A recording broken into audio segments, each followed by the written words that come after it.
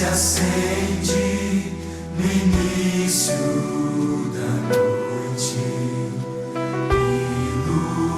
iluminando os amigos reunidos, sentam-se à mesa, buscando um lugar melhor, pois perto do Mestre favor querem ter. Bom, moçada, boa noite. Eu sou Ayrton, aluno da Univesp, do curso de Pedagogia.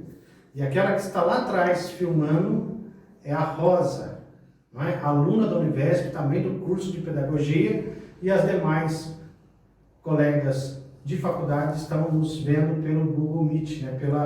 pela internet. Então, vocês estão participando dessa aula. Eu me apresentei para vocês como aluno da Univesp, porque vocês estão fazendo parte de uma aula que nós decidimos fazer, não é aqui, pedir autorização à igreja, e nós estamos então fazendo essa aula com vocês. E vocês estão participando então desse experimento nosso, tá? Você já me conhece, sabe que eu também sou pastor aqui da igreja, vocês caminham com a gente. Todos os domingos nós estamos aqui aprendendo, né, sobre a Bíblia, sobre vários temas. E o tema de hoje, dentro dessa aula, nós colocamos aí a importância das artes também no ensino da igreja, não é? Nós sempre falamos sobre isso, sempre estamos discutindo outros assuntos, não é? Para que a gente cresça em vários aspectos da vida. E hoje nós vamos falar um pouquinho sobre, então, cultura. E nós vamos falar da importância das artes plásticas dentro da igreja, na comunidade cristã também. Não é algo que tem perdido ao longo do tempo, mas teve um cenário muito importante hoje ainda. Nós temos várias questões com arte, nós gostamos.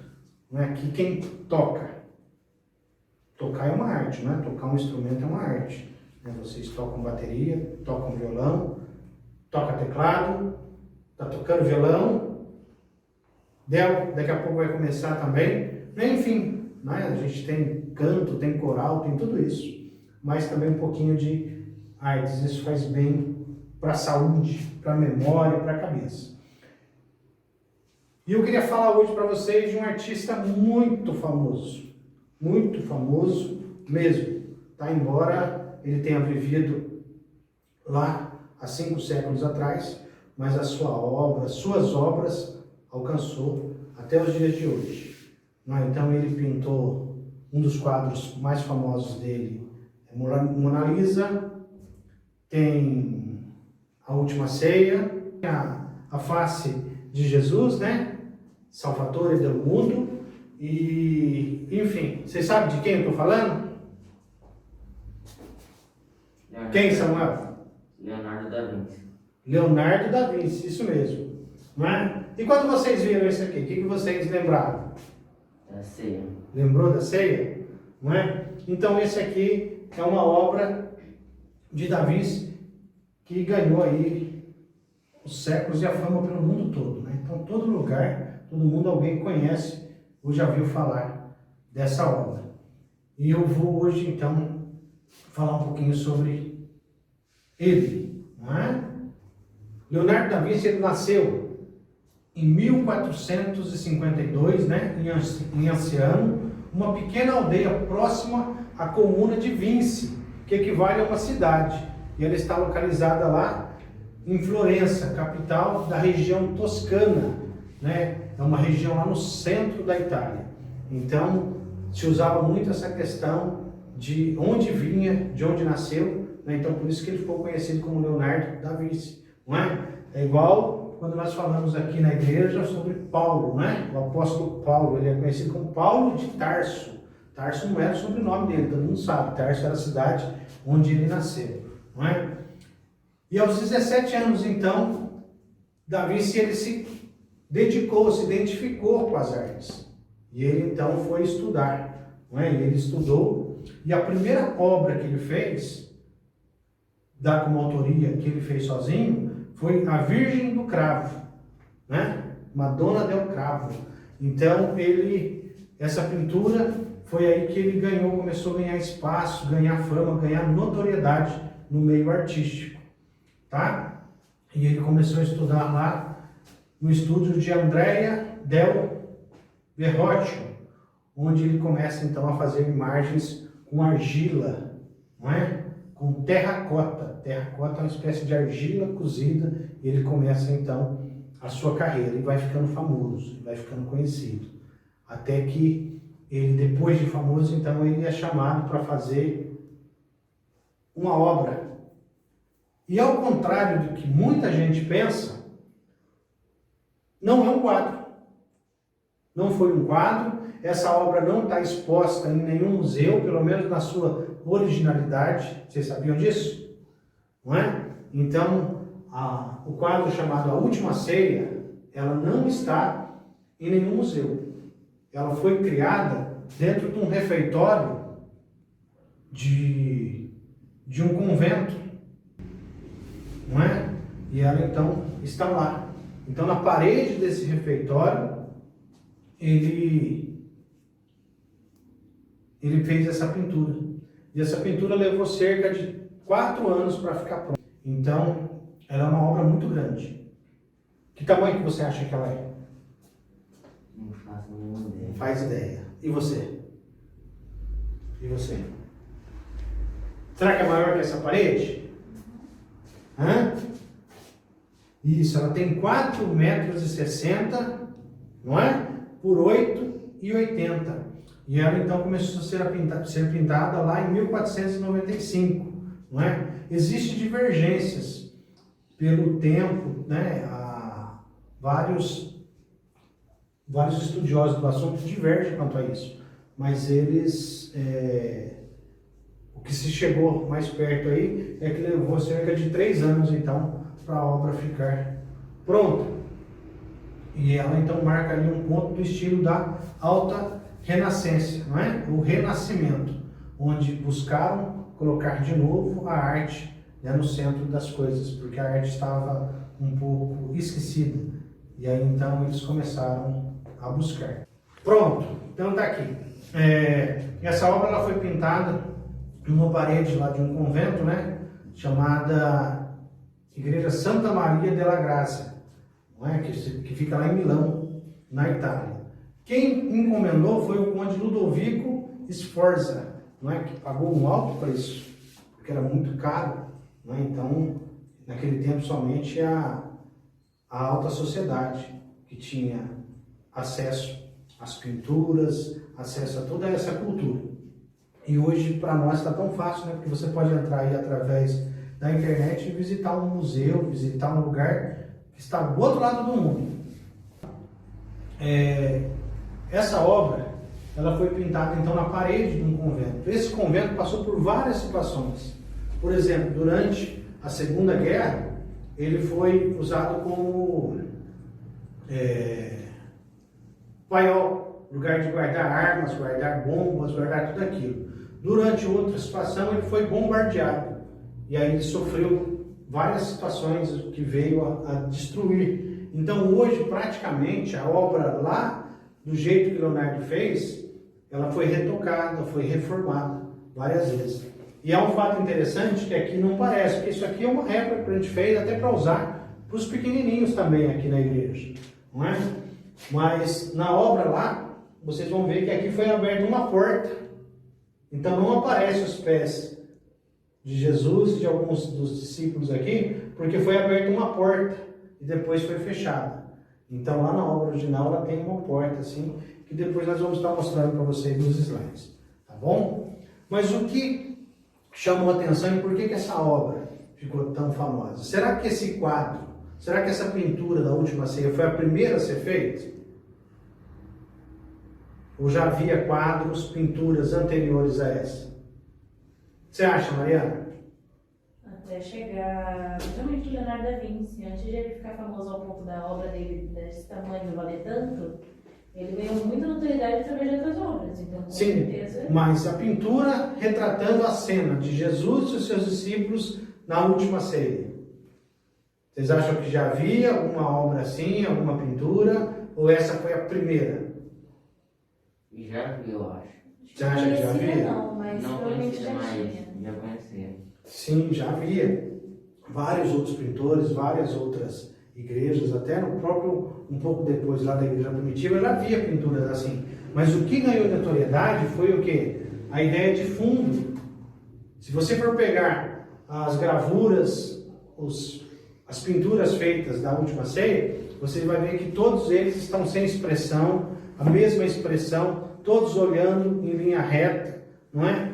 E aí então, Davi, se ele muda isso, ele coloca uma cena ali onde parece ter vida, e aí que ganha notoriedade, porque ele vai retratar, né, várias situações. Depois nos slides a gente consegue ver melhor, mas Cristo ao centro, existe ali, ele coloca 3 discípulos juntos, depois mais 3 e 3, né? Ele faz 4 grupos de 3, e ali então ele começa a dar vida à obra.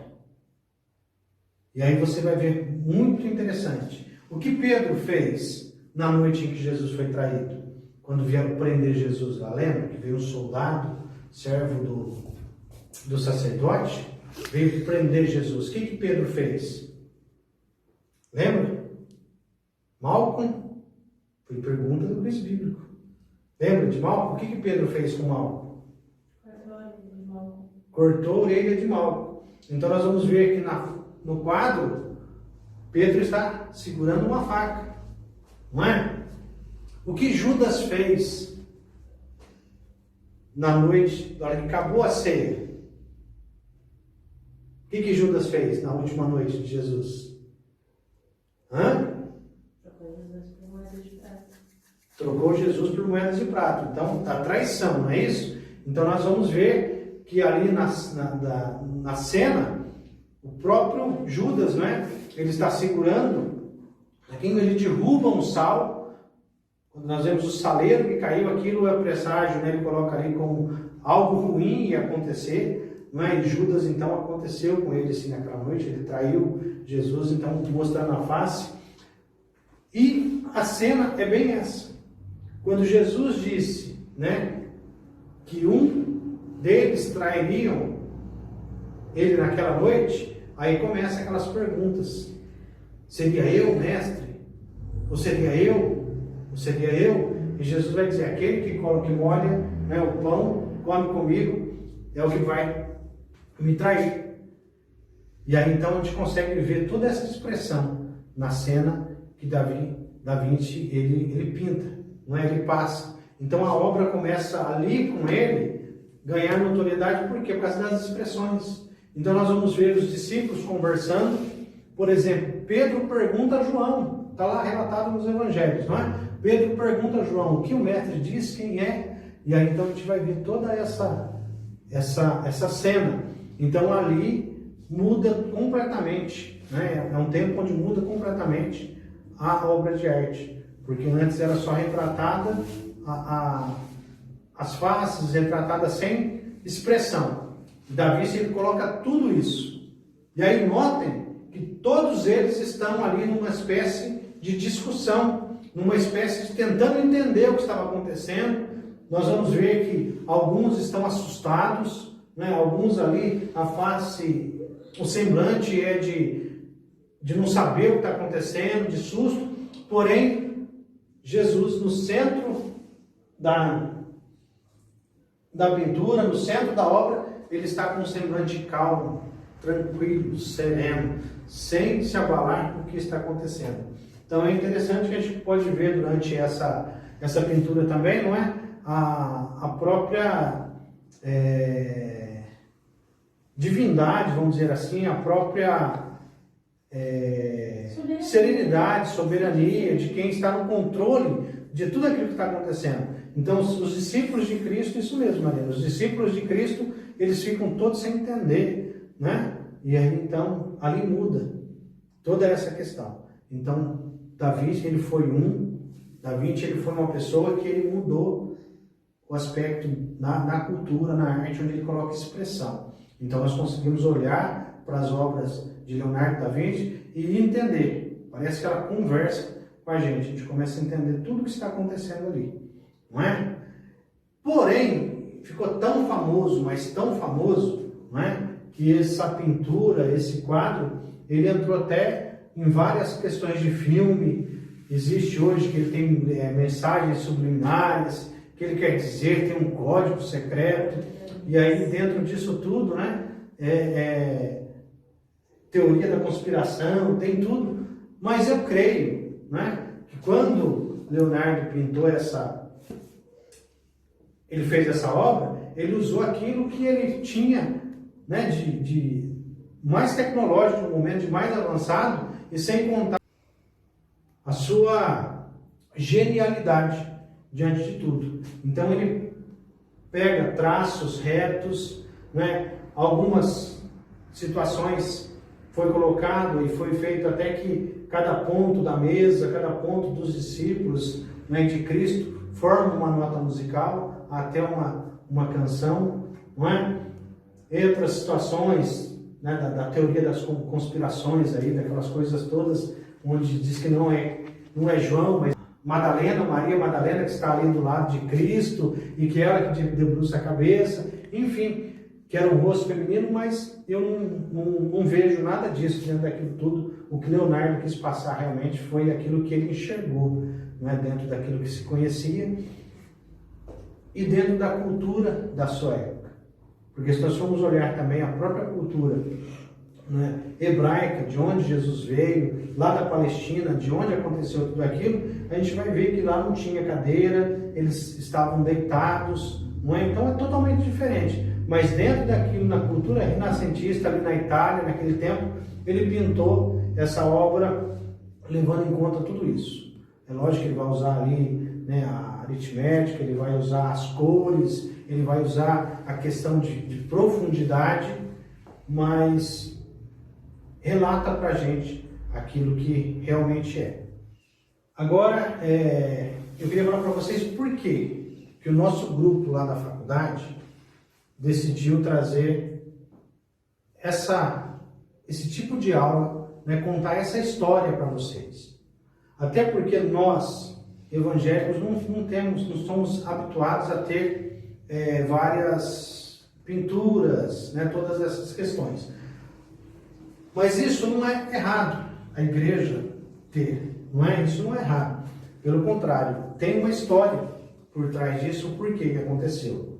Mas nós resolvemos trazer porque nós entendemos que a igreja é um lugar que forma cidadãos, é um lugar que forma pessoas com intelecto avançado. Se formos olhar para a história da igreja, nós vamos ver que a igreja sempre teve lá na frente em várias coisas. Né? As melhores faculdades do mundo, todas elas foram construídas por pessoas cristãs, não é? Várias faculdades foram feitas por pastores, não é? Começaram por pastores, não é? Então, nós entendemos, é por isso que o pastor, né, ou seja, a Rosa, a gente pega no pé de vocês, para vocês estudar, para vocês crescer, para vocês também, né, não ficar na retaguarda de todas as coisas. Mas há uma história por trás disso. Devido ao nosso país, né, o Brasil, ele ter sido colonizado pelos portugueses, e aqui chegaram primeiro a Igreja Católica Apostólica Romana, nada contra, mas a questão, durante muito tempo, no Brasil, as igrejas evangélicas, elas não podiam ter aspecto de templo, elas não podiam ter nomes, não é, nas suas fachadas, não podiam ter sino. As igrejas lá dos Estados Unidos, né, as igrejas de onde vieram os missionários para cá, eles tinham sino para chamar para o culto, para a escola bíblica, para a escola dominical, não é? Então tinha tudo isso. E aqui no Brasil, devido a essa questão aí, né, do Estado, da igreja ter muita influência no Estado, até o Estado se tornar realmente laico, né? Então ela era tida como religião oficial, então as igrejas não se podiam. Então nós perdemos essa cultura, não é? Mas isso não significa que nós não gostamos de arte. Isso não significa que nós não apreciamos a arte. Pelo contrário, né? Os melhores corais hoje, os corais mais bonitos de Natal, as cantatas de Natal, estão nas igrejas evangélicas, né? tidas como tradicionais, vamos dizer assim, né? Que envolve os batistas, né? Os presbiterianos e várias outras denominações que chegaram aqui lá no começo ou no final do século, lá no final do século retrasado, né? Então, nós temos essa dificuldade, mas devemos apreciar, devemos beber das artes, né? Então, assim como vocês tocam instrumentos, assim como há muita coreografia, não é? Canto, bandas dentro da igreja, por que também não ter artistas, não é? E as igrejas mais antigas, né, aqui no Brasil, nós vamos ver que há muita também arte, há várias pinturas, não é? Dentro da própria igreja. Então nós trouxemos isso aqui para dizer que há importância. E principalmente aqui, naquele período, onde muitas pessoas não tinham acesso à leitura, as pinturas, as artes falavam muito ao coração delas, não é? Então nós vamos ver mesmo a questão da última ceia. A questão da última ceia, na homilia, não é? Quando você falava sobre a última ceia e as pessoas não tinham ali o Evangelho para ler, não tinha as Sagradas Escrituras para ler, não é? Isso era muito importante para fixar também, porque quando elas olhavam para um quadro daquele, quando olhavam para um retrato desse, iam fixando na mente, né, o que aconteceu com Cristo, o que aconteceu, né, na história da igreja. Então, dentro do projeto integrador, né, que é o PI, que nós falamos lá, nós precisávamos então fazer uma proposta dentro da nossa turma, para a nossa coordenadora e apresentar para a faculdade um trabalho que fosse voltado para a educação não formal. Por que a gente trouxe essa proposta, trouxe essa aula para vocês aqui na igreja? Porque a proposta da faculdade é mostrar que existe educação, existe ensino também fora dos espaços formais, fora da escola. Não é? Então, o que é o espaço formal? Educação no espaço formal é lá na escola, onde vocês se matriculam, onde cursam lá as séries, não é? E assim por diante, vai tendo seus certificados, diploma, mas há educação fora da escola. Então, quando você faz parte de uma escola de futebol, é um espaço não formal. Você aprende a jogar bola, mas você aprende várias outras coisas.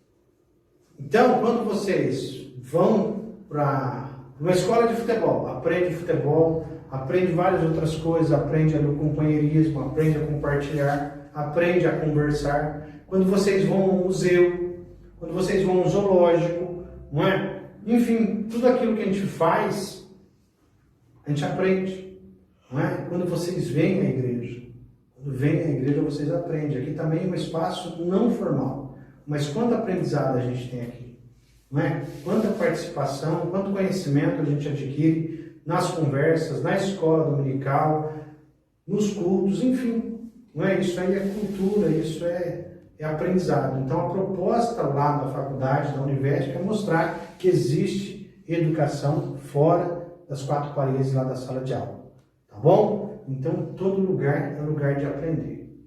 Todo lugar é lugar de ensinar. E a gente aprende ensinando também. E vocês, com certeza, passam muitas coisas para os seus amigos, ensinam muitas coisas, como também aprendem.